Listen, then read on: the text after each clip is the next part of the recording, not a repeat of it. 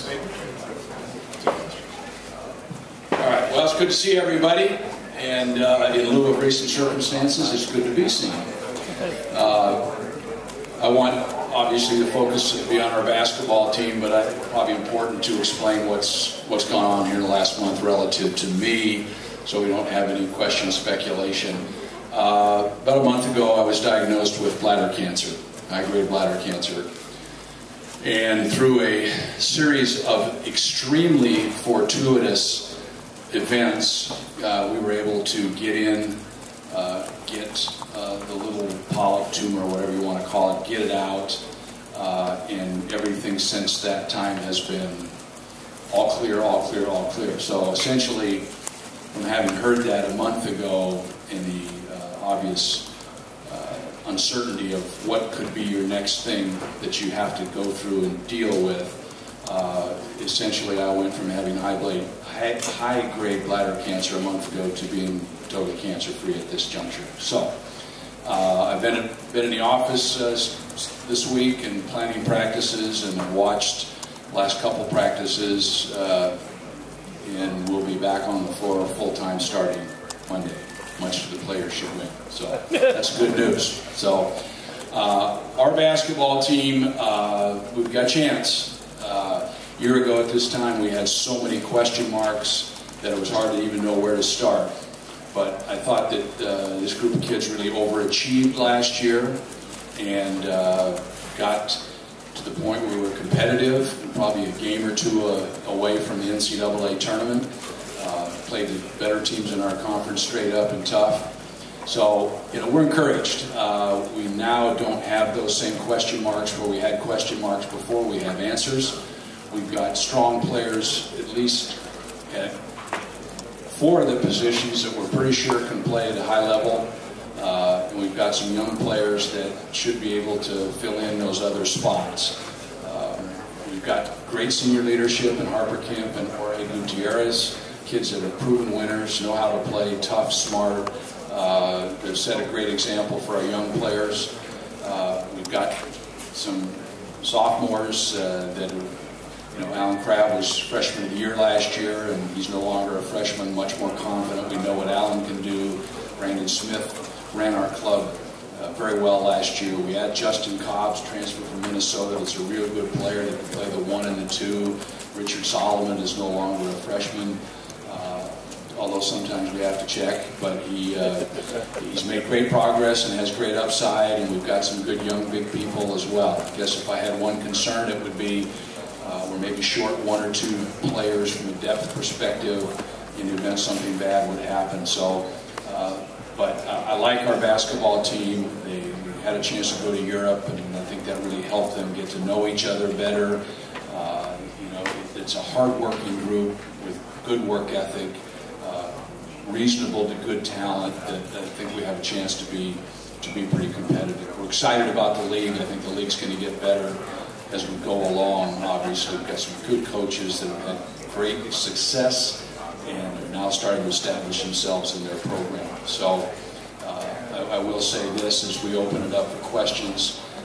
It's a pleasure that any coach in our conference or any coach in the country to coach a young man like Jorge, who comes to play every day, gives you what he has. Just one of the toughest kids I've ever coached. And one of the questions asked earlier was, well, who's your favorite player? I've got a bunch of them, and generally for the same reasons, and Jorge would be on that list. So, at any rate, any questions that you'd like to ask Jorge or myself? Question right here in the center, front row. Big Hamilton, Coach. First of all, congratulations. Thank you. Question is, you guys weren't picked in the polls to win the Pac-12 with the great player Gutierrez, and you have Alan Crabb and Kemp. Do you feel slighted at all? And the second part of the question is, what are you guys going to have to do to actually win the Pac-12? Well, I hope, I think it would be smart to always have a little bit of chip on your shoulder. We certainly don't feel slighted. We were We were hanging by the skin of our teeth last year in a lot of situations. We finished fourth, which I felt like we did overachieve. You look at the talent, some of these other schools, I mean, Arizona, who did win the league last year, really lost one player. Granted, he was significant, but they really have everybody back. UCLA, you know, they walk through an airport, they scare the heck out of you. They're huge.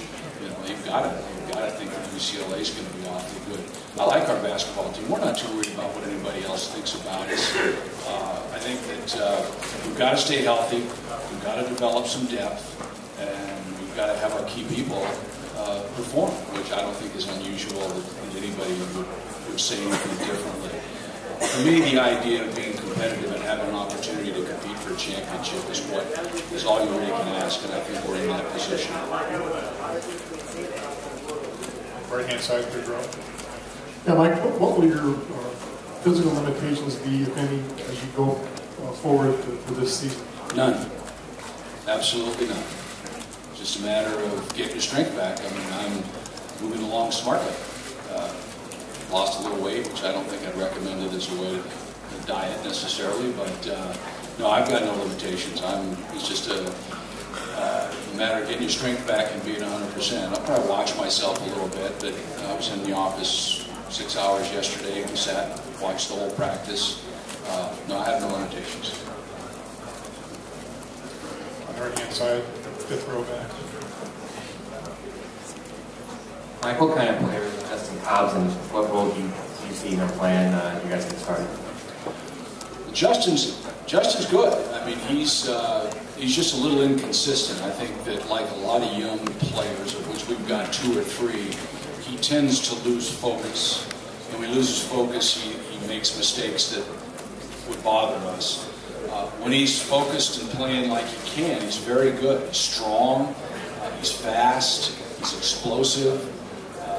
For us, he can play 2 positions, which is critical. He can play the point and he can play the off, which means we can play Ore at the off primarily and move him even over to the 3 if we need to and play a smaller lineup. So it's just a matter of Justin understanding, again, like several of our younger players, what's most important, what he needs to do on a consistent basis, and taking advantage of the skills that he does have. When he does do that, he's very good. But we've got to stay on top of it.